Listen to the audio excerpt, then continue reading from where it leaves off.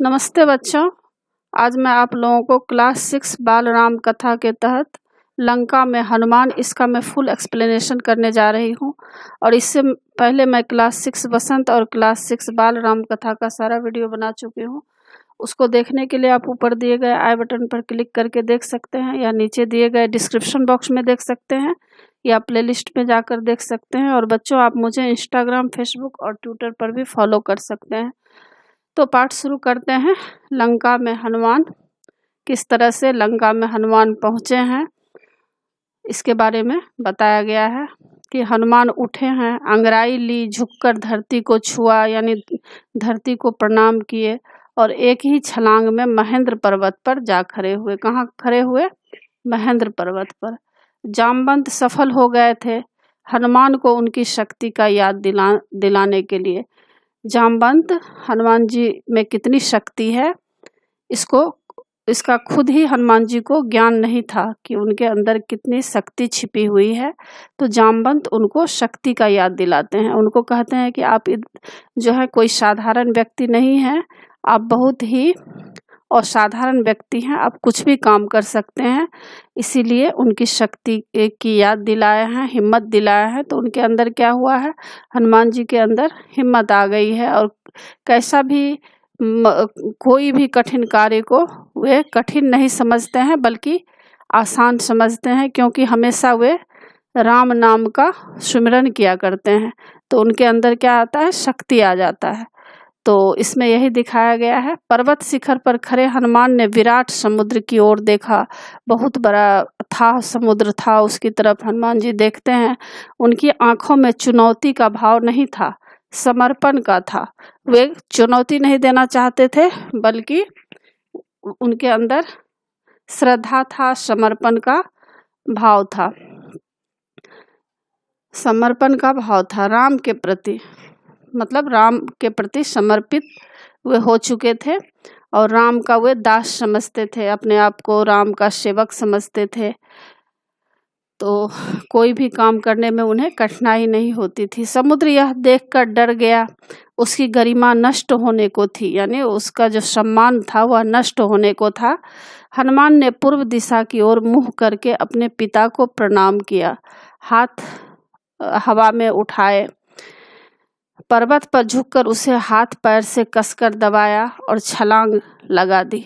अगले ही पल वह आकाश में थे, समुद्र के ऊपर तेजी से आगे बढ़ते हुए। छलांग के समय बड़े शिलाखंड आसमान में उड़ पड़े, मतलब बहुत बड़ा बड़ा जो वहाँ पर पहाड़ सब था, वह भी जो हनुमान जी जब छलांग लगाए तो शिलाखंड भी आसमान में उड़ गया। कुछ दूर हनुमान के साथ गए, जैसे परिजन किसी को विदा करने जाते हैं। तो शिलाखंड इसलिए हनुमान जी के साथ गए क्योंकि उनका सम्मान करना चाहते थे, उनका स्वागत कर रहे थे। जैसे कोई विदा होते हैं घर परिवार से, कोई रिश्तेदार जब जाने लगते हैं तो हम लोग क्या करते हैं बच्चों, आप भी जानते होंगे कि जब घर से कोई विदा होता है तो लोग क्या करते हैं, कुछ दूर उनके साथ जाते हैं, उनका स्वागत करते हैं, सम्मान करते हैं। इसी तरह शिलाखंड भी क्या किए हैं? हनुमान जी का सम्मान किए हैं। हनुमान की गति अधिक थी, मतलब उनका जो उड़ान था बहुत ही तेज गति से था। पत्थर पीछे छूटे और समुद्र में जा गिरे। महेंद्र पर्वत सुंदर था। महेंद्र पर्वत का दृश्य दिखाया जा रहा है कि महेंद्र पर्वत कैसा था? बहुत ही सुंदर था। वनस्पतियों, मतलब घास फूल पत्तियां जो थी, बहुत ही सुंदर दृश्य था, और जीव जंतुओं से भरा हुआ था। उसका शिखर पथरीला था, मतलब उस पर पत्थर था, लेकिन नीचे घाटी में मनमोहक वृक्ष थे, बहुत सुंदर सुंदर से वृक्ष थे, लताएं थी। हनुमान के छलांग लगाने तक पर्वत शांत था, निश्चल। छलांग के दबाव से पर्वत दरक गया। पर्वत जो था दरक गया, मतलब पर्वत में दरार आने लगा। वृक्ष कांप कर गिर गए, वन थर्रा गया, मतलब ऐसा लगा जैसे भूकंप आ जाता है, उस तरह का दृश्य हो गया था, और वृक्ष कांपकर गिर गए। बड़ी बड़ी चट्टानें नीचे लुढ़कने लगी। पशु पक्षी चित्कार करते हुए भागे। कई स्थान पर जल स्रोत फूट पड़े। कहीं धुआं उठने लगा, चट्टानें धक उठी, लाल हो गई आग के गोलों की तरह। तो यहाँ पर यह दिखाया गया है कि हनुमान जी कितने शक्तिशाली थे। जब वे छलांग लगाए तो इतना कुछ वहाँ दृश्य उपस्थित हो गया, इसके बारे में बताया जा रहा है। हनुमान इससे बेखबर थे, मतलब हनुमान जी को खुद भी पता नहीं था कि क्या हो रहा है। उनका तो एक ही मकसद था कि सीता माँ का पता लगाना। वायु की गति से आगे बढ़ रहे थे, मतलब वायु की जो गति होती है, हवा की जो गति होती है, उससे भी अधिक तेज गति से हनुमान जी आगे बढ़ रहे थे। मार्ग में उन्होंने दिशा बदली लंका जाने के लिए। अब क्या हुआ, लंका किस तरफ से जाना है, तो वे दिशा बदले। उनका शरीर हिला तो बादलों की सी गड़गड़ाहट हुई। वे जहाँ से निकलते सब कुछ अस्थिर हो जाता। समुद्र में ऊंची लहरें उठने लगती थी। उनकी परछाई समुद्र में विराट नाव की तरह दिखती थी, बिना आवाज चलती हुई। इस तरह से हनुमान जी का जो शरीर था इतना बलवान था कि जब वे आगे चलने लगते थे तो ऐसा लगता था कि बादल भी गड़गड़ाहट के साथ आवाज करती थी और समुद्र में ऊंची लहरें उठने लगती थी और ऐसा लगता था कि समुद्र के ऊपर से कोई बहुत ही बड़ा नाव जा रहा है और वह नाव बिना आवाज का जा रहा है। समुद्र के अंदर एक पर्वत था, मैनाक पर्वत। कौन सा पर्वत था? समुद्र के अंदर एक मैनाक पर्वत था। ये याद रखिएगा आप लोग। सुनहरा था, सोना के जैसा था, चमकता हुआ। वह जल राशि को चीरकर ऊपर उठा। मैनाक चाहता था कि हनुमान कुछ पल वहां विश्राम कर ले। थक गए होंगे। तो यहाँ पर देखिए किस तरह से हनुमान जी उड़ते हुए जा रहे हैं, इसका दृश्य दिखाया गया है। तो मैनाक पर्वत चाहते थे क्या कि कुछ समय हनुमान जी विश्राम कर लें, आराम कर लें, क्योंकि वे थक गए होंगे। लेकिन हनुमान जी नहीं रुके। उन्हें मैनाक की सदिच्छा बाधा लगी, मतलब उनका जो शुभकामना था, मैनाक पर्वत जो इच्छा की थी, तो उनको ऐसा लगा कि नहीं, राम के काम में आराम कहाँ। राम जो काम के लिए हमें भेजे हैं वह काम जी जान लगाकर करना चाहिए और इसमें आराम अगर करेंगे तो क्या होगा, राम के काज में बाधा हो जाएगा। सीता माँ का पता लगाना है, जल्द से जल्द पता लगाना है, तो उनके मन में आराम करने की भी इच्छा नहीं थी। वह मैनाक से टकराते हुए निकल गए। हाथ ऊपरी हिस्से पर लगा तो पर्वत शिखर टूट गया। वह कुछ और ऊपर उठकर उड़ने लगे। हनुमान के रास्ते में कई बाधाएं भी आई। जब हनुमान जी जाने लगे लंका तो कई तरह की बाधाएं भी आई थी। राक्षसी सुरसा मिली, विराट शरीर, बहुत ही विराट शरीर वाली जो है राक्षसी, सुरसा राक्षसी वहां पर मिली। वह हनुमान को खा जाना चाहती थी। पवन पुत्र ने उसे चकमा दे दिया। लेकिन पवन पुत्र जो है हनुमान जी कौन है? पवन के पुत्र हैं। तो उन्हें चकमा दिया, धोखा दे दिए, उनके मुंह में घुसकर निकल आए। आगे एक और राक्षसी टकराई, उसका नाम सिंहिका था, छाया राक्षसी। उसने जल में हनुमान की परछाई पकड़ ली। वह छाया को पकड़ लेती थी। उड़ते हुए कोई भी छाया दिखाई देता था तो वह क्या करती थी, सिंहिका राक्षसी उस छाया को ही पकड़ लेती थी। वह अचानक आसमान में ठहर गए। क्रुद्ध हनुमान ने सिंहिका को मार डाला। आगे बढ़े। अब क्या हुआ, गंतव्य दूर नहीं था, मतलब गंतव्य कहते हैं कि जहां उनको पहुंचना था अब वह दूर नहीं था। दूर क्षितिज पर लंका दिखाई पड़ने लगी थी। अब दूर से ही लंका दिखाई देने लगा था। रावण की राजधानी लंका, रावण की राजधानी थी। सोने की लंका, आकाश में उठते हुए कंगूरे, उसकी प्राचीर, मतलब चार दीवारी जो थी वह दिखाई देने लगा था। लंका जगमगा रही थी और हनुमान समुद्र के किनारे उतर गए। अब वह लंका को और निकट से देख पा रहे थे। हनुमान को थकान मात्र भी नहीं था। मतलब थोड़ा सा भी उनको इतना दूरी तय करके आए थे, इतना सारी उनको कठिनाइयों का सामना करना पड़ा था, फिर भी उनको थोड़ा सा भी कोई थकान महसूस नहीं हो रहा था। इतनी लंबी यात्रा का उन पर कोई प्रभाव नहीं था। चिंता थी सीता को कैसे ढूंढेंगे, कैसे पहचानेंगे। लंका नगरी को ठीक से देखने के लिए हनुमान क्या किए, एक पहाड़ी पर चढ़ गए। पहाड़, ऊंचाई वाला जो पहाड़ था उस पर हनुमान जी चढ़ जाते हैं। दृष्टि दौड़ाई, चारों तरफ वे अपना नजर दौड़ाते हैं। चारों ओर वृक्ष, सुवासित उद्यान, मतलब बहुत ही सुगंधित उद्यान, जो बगीचा था वहाँ पर, और भव्य भवन भी था। मतलब बहुत ही सुंदर भवन था। हवा में लहराती संगीत धाराएं थी। वे चकित थे, राक्षस नगरी में इतनी सुंदरता उन्होंने ऐसा नगर पहले कभी नहीं देखा था। अब हनुमान जी देखते हैं कि इतना सुंदर दृश्य वहाँ पर है, ऐसा नगरी वे पहले कभी भी नहीं देखे थे।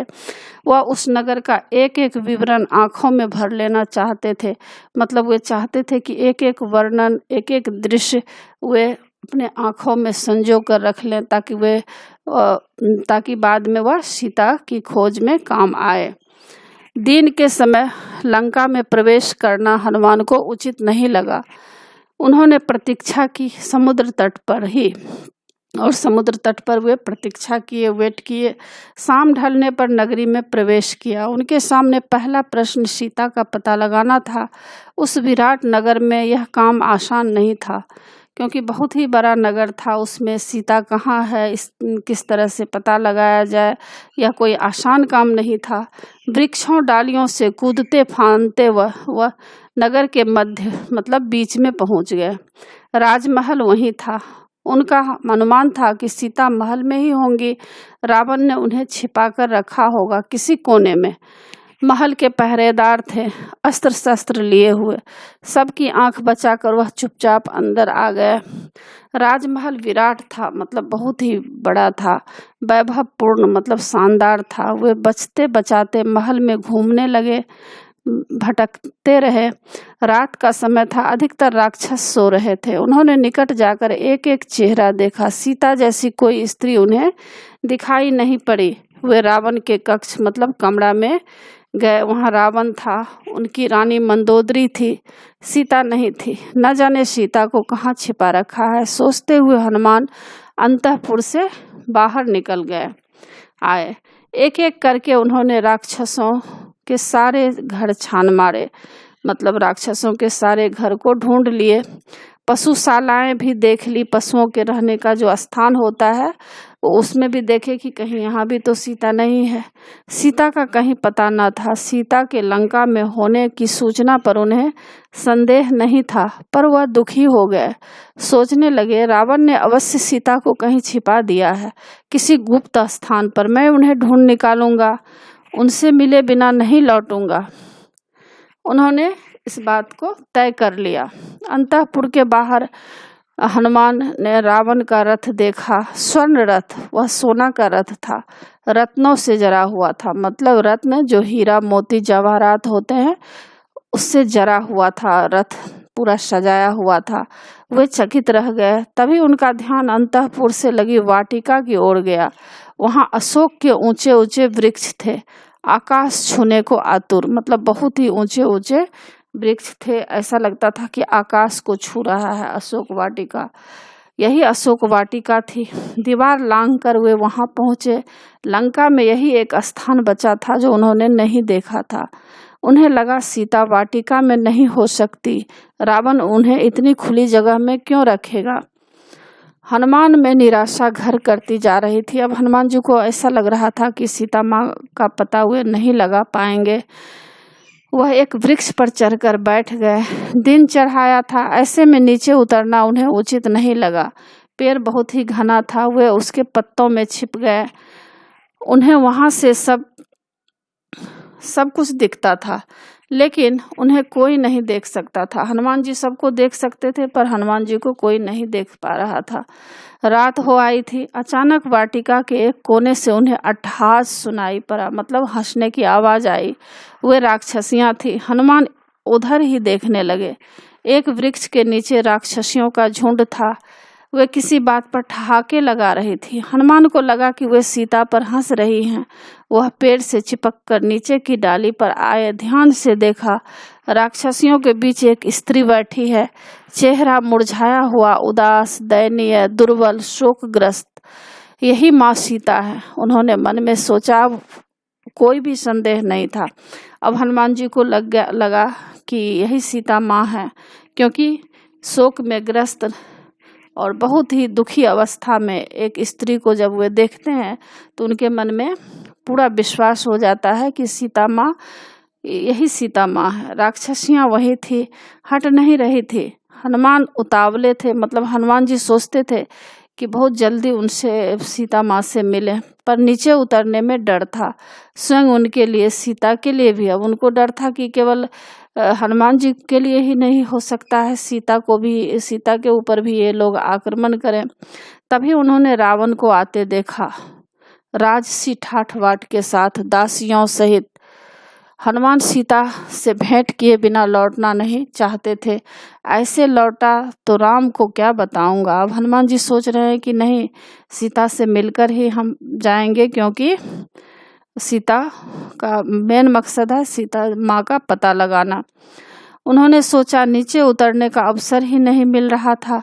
वे डाल से चिपक गए, सांस रोककर, रावण के लौटने की प्रतीक्षा में। रावण ने सीता को बहलाया, फुसलाया, लालच दिया। सीता नहीं डिगी।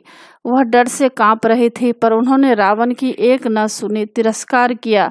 रावण ने कहा, तुम्हें डराने की आवश्यकता नहीं है सुमुखी। मैं तुम्हें स्पर्श नहीं करूंगा जब तक तुम स्वयं ऐसा नहीं चाहोगी। मैं तुम्हें अपनी रानी बनाना चाहता हूँ। मेरी बात मान लो और सुख भोग करो, अन्यथा मैं तुम्हें तलवार से काट डालूंगा। सोच लो, तुम्हारे पास अब केवल 2 महीने बचे हैं। तो इस तरह से रावण जो है अनेक तरह की बातें माँ सीता को बोल रहे हैं, डरा रहे हैं, धमका रहे हैं।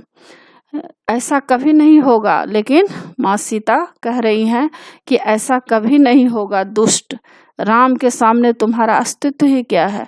अब माँ सीता कह रही हैं निडर होकर कि राम के सामने तुम्हारा कोई भी अस्तित्व नहीं है, तुम कुछ भी नहीं हो राम के सामने। मुझे राम के पास पहुंचा दो, वे तुम्हें क्षमा कर देंगे। तुमने ऐसा नहीं किया तो सर्वनाश निश्चित है। तुमने अपराध किया है, तुम्हें कोई नहीं बचा सकता। मूर्ख राक्षस, तुम्हारा अंत निकट है। तो इस तरह से माँ सीता अनेक तरह से रावण को डांट रही है, फटकार रही है कि राम के सामने तुम्हारा कोई अस्तित्व नहीं है। तुम मुझे राम के पास पहुंचा दो, नहीं तो तुम्हारा सर्वनाश निश्चित है, तुम मारे जाओगे। रावण क्रोध में पैर पटकता हुआ चला गया। रात गाढ़ी होती जा रही थी, मतलब अधिक रात हो रही थी। रावण के जाने पर राक्षसियों ने सीता को घेर लिया, उन्हें डराने धमकाने लगी। बोली, तुम मूर्ख हो, रावण का प्रस्ताव अस्वीकार कर रही हो।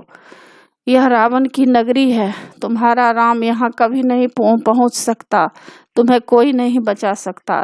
राक्षसियों में एक त्रिजटा थी, सबसे भिन्न।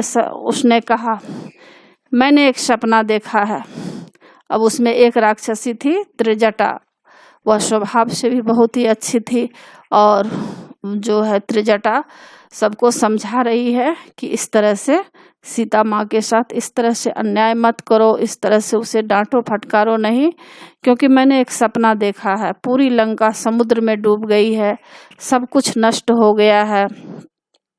सपना अच्छा नहीं है, कहीं यह सीता के दुख से जुड़ा तो नहीं है। सीता की हिचकियां बंध गई, वह विलाप करने लगी, और सीता जो है विलाप करने लगती हैं, रोने लगती हैं यह सुनकर। देर रात राक्षसियां एक एक कर चली गई। सीता वाटिका में अकेली थी। यह अच्छा अवसर था, पर हनुमान पेड़ से नहीं उतरे, कहीं सीता मुझे राक्षस न समझ ले, मायावी चाल मान ले, उन्होंने सोचा।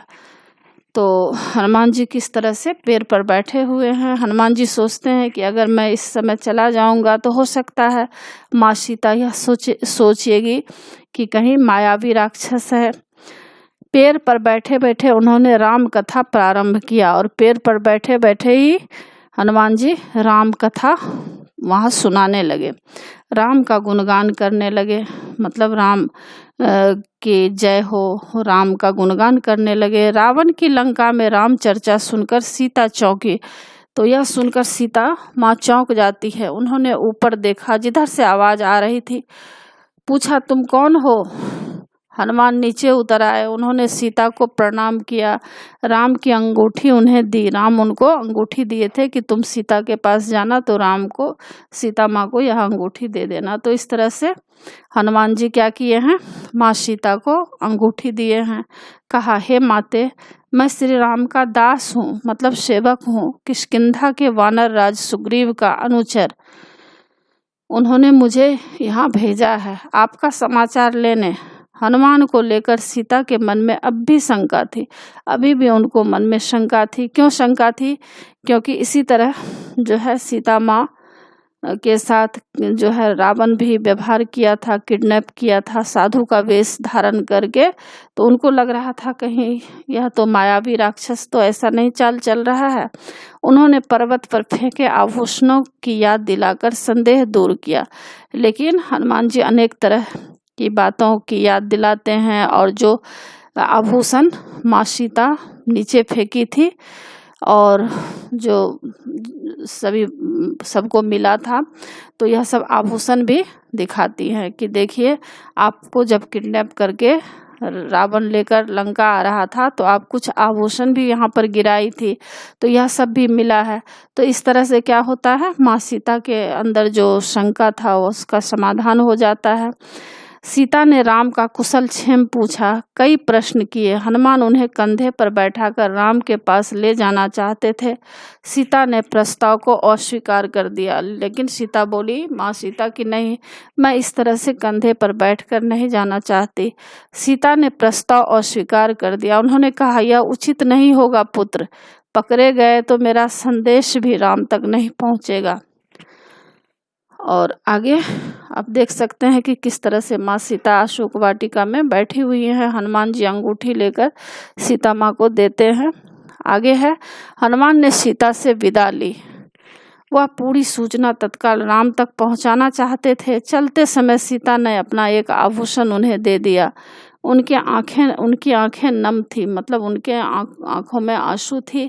हनुमान ने कहा, निराश ना हो माते, श्री राम 2 माह के में अवश्य पहुंच जाएंगे। हनुमान राम के पास लौटने को उद्यत थे। उत्तर दिशा की ओर जाना था, पर कुछ सोचकर रुक गए। उन्होंने रावण का उपवन तहस नहस कर दिया, मतलब जो बगीचा था रावण का उसको वे उखाड़ दिए, फेंक दिए इधर उधर। अशोक वाटिका उजाड़ दी, वृक्ष उखाड़ दिए, और विरोध करने वाले सभी राक्षसों को क्या किए, सभी राक्षसों को मार डाला। रावण के कई महाबली मारे गए, और हनुमान से लड़ते हुए रावण का पुत्र अक्षय कुमार भी प्राण गंवा बैठा। राक्षस भागे भागे राजमहल गए, रावण को इसकी सूचना दी। एक वानर के उत्पात के बारे में बताया। रावण तिलमिला गया, मतलब अचानक पीड़ा से व्याकुल हो गया। उसके क्रोध का कोई ठिकाना नहीं रहा, बहुत ही क्रोध में आ गया। उसने मेघनाद को भेजा, सबसे बड़े बेटे को कहा, उस वानर को मेरे सामने उपस्थित करो, उसने जघन्य अपराध किया है, मतलब बहुत ही घोर अपराध किया है। मेघनाद ने हनुमान से भीषण युद्ध किया। वह इंद्रजीत था, वह एक बार इंद्र को परास्त कर चुका था। उसने अंततः हनुमान को बांध लिया। राक्षस उन्हें खींचते हुए रावण के दरबार में ले आए। शक्तिशाली रावण सिंहासन पर बैठा था। उसके सेनापति ने पूछा, तुम कौन हो, किसने तुम्हें यहाँ भेजा है? हनुमान के मन में भय नहीं था, मतलब हनुमान जी को थोड़ा सा भी डर नहीं था। मैं श्री राम का दास हूँ। हनुमान जी कहते हैं कि मैं श्री राम का दास हूँ, मतलब सेवक हूँ, मेरा नाम हनुमान है। आप श्री राम की पत्नी सीता को हर कर ले आए हैं, मतलब किडनैप कर लिए हैं। मैं उन्हीं की खोज में आया था, उनसे मैं मिल चुका, आपके दर्शन करना चाहता था, इसलिए उत्पात करना पड़ा। इसमें मेरा कोई अपराध नहीं है। दंड के भागी तो राक्षस हैं, उन्होंने मुझे रोकने का प्रयास किया, और क्रोध में रावण हनुमान को मारने उठा। छोटे भाई विभीषण ने उसे रोक दिया, कहा, आप नीतिवान हैं राजन, नीति के अनुसार दूत का वध अनुचित है, आप उसे कोई दूसरा दंड दे दें। तो बहुत ही क्रोध आ गया रावण को।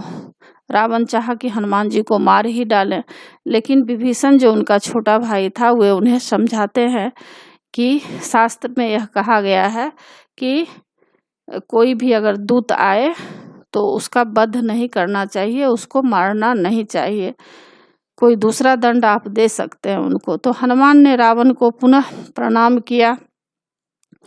हनुमान ने रावण को फिर से क्या किया, प्रणाम किया, और मेरा एक निवेदन है, आप सीता को सम्मान सहित लौटा दें। तो हनुमान जी उनको सलाह दे रहे हैं कि आप माँ सीता को सम्मान के साथ लौटा दीजिए, इसी में आपका कुशल है। धुरंधर, राम से आप युद्ध नहीं जीत सकते।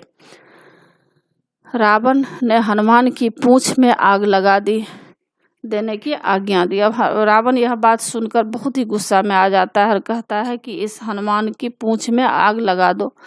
राक्षसों ने आग लगा दी। जलती हुई पूंछ के साथ उन्हें नगर में घुमाया।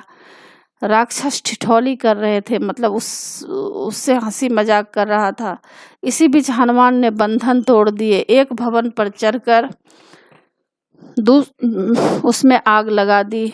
एक से दूसरी अटारी पर कूदते हुए सभी भवन जला दिए, मतलब सारे जो महल थे वहां जला दिया गया। हनुमान जी सबको जला दिए। हाहाकार मच गया।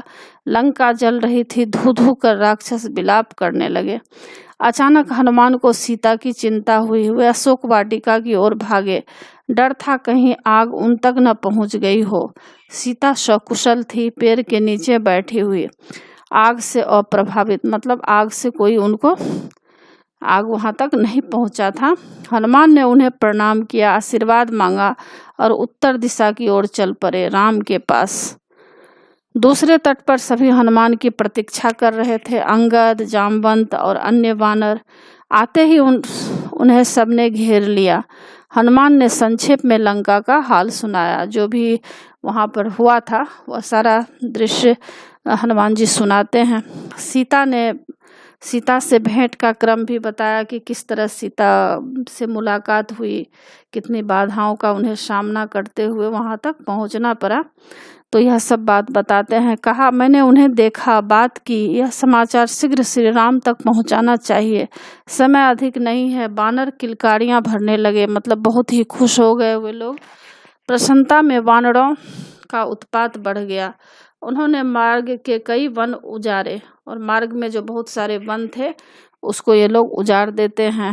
फल खाए और फेंके, दौड़ते हुए चले और किष्किंधा पहुंच गए राम के पास। वानरों को साथ देकर सुग्रीव वहां पहुंचे। हनुमान ने राम को सीता द्वारा दिया गया आभूषण दिया। हनुमान जी क्या करते हैं, सीता माँ जो उनको आभूषण दी थी तो वह आभूषण हनुमान जी देते हैं राम को। राम की आंखों में आंसू आ गए। उन्होंने हनुमान से कई प्रश्न भी किए कि वे कैसी हैं, कैसे रहती हैं, उन्होंने कोई संदेश भेजा है। हनुमान ने पूरी बात विस्तार से कही। कहा, मैंने उनसे भेंट की, वे व्याकुल हैं, चिंतित हैं, हर समय राक्षसों से घिरी रहती हैं, आपकी प्रतीक्षा कर रही हैं। तो यह सब बात हनुमान जी बता रहे हैं कि किस तरह से सीता माँ के चारों तरफ राक्षसी जो है घेरे रहती हैं, वे बहुत ही व्याकुल हैं, चिंतित हैं और आपका प्रतीक्षा करती हैं। सारी बात जो है हनुमान जी बताते हैं राम को। उन्होंने कहा, श्री राम, यदि श्री राम 2 माह में यहाँ नहीं आए तो पापी रावण मुझे मार डालेगा। राम शोक में डूब गए। भाव विह्वल होकर उन्होंने हनुमान को गले से लगा लिया, आंसू रोक नहीं पाए। लक्ष्य स्पष्ट था, लंका पर आक्रमण। अब जो है सारी बातें समझ में आ गई थी। उनको लक्ष्य यह पता चल गया था कि सीता माँ कहाँ है, लंका में है और लंका पर आक्रमण किया जाए। समय बहुत कम था। सुग्रीव ने युद्ध की तैयारियां तत्काल प्रारंभ करने का निर्देश दिया। वानर सेना इसके लिए पहले से तैयार थी, उत्साहित थी। इस बार उन्हें अलग अलग टोलियों में बांटने की आवश्यकता नहीं थी, अलग दिशाओं में नहीं जाना था। सबका लक्ष्य एक था, दिशा एक थी, दक्षिण। सुग्रीव ने लक्ष्मण के साथ बैठकर युद्ध की योजना पर विचार किया। और सुग्रीव जो है लक्ष्मण जी के साथ बैठते हैं, युद्ध की योजना बनाते हैं कि किस तरह से युद्ध किया जाना चाहिए, और योग्यता और उपयोगिता के आधार पर भूमिकाएं निर्धारित हुई। और किसकी क्या योग्यता है, किसकी क्या भूमिका है, यह सब काम अलग अलग सबको निर्धारित किया गया। हनुमान, अंगद, जामवंत, नल और नील को आगे रखा गया। समुद्र पर चर्चा हुई, उसे कैसे पार करेंगे, और बहुत बड़ा महासमुद्र था, उसको किस तरह से पार किया जाए, इस पर भी विचार विमर्श हुआ। सेना का हर वानर हनुमान नहीं था, मतलब हनुमान जैसे शक्तिशाली सारे वानर नहीं थे, तो यह एक चुनौती थी। देर रात तक चर्चा का विषय रही, और देर रात तक यह इसी बात का चर्चा चला कि किस तरह से किसको कौन सा काम निर्धारित किया जाए, और समुद्र किस तरह से पार किया जाए, फिर लंका में प्रवेश करके किस तरह से रावण पर आक्रमण करना होगा और माँ सीता को यहाँ लाना होगा। तो इन सारी बातों का वहाँ क्या हुआ, रात में विचार विमर्श हुआ। तो इसी के साथ बच्चों पाठ की समाप्ति होती है। आशा है आप लोगों को सारा पाठ अच्छी तरह समझ में आ गया होगा और एग्जाम के लिए तैयार कर लीजिएगा। और बच्चों आप मेरे चैनल देवजन नागरिक को जरूर सब्सक्राइब कीजिएगा, और सब्सक्राइब के बगल में बेल आइकन बटन है, उसे क्लिक कीजिएगा, लाइक कीजिएगा और शेयर कीजिएगा। कमेंट्स जरूर कीजिएगा कि आपको यह पाठ कैसा लगा। नए पाठ के साथ फिर मैं मिलूंगी बच्चों। धन्यवाद।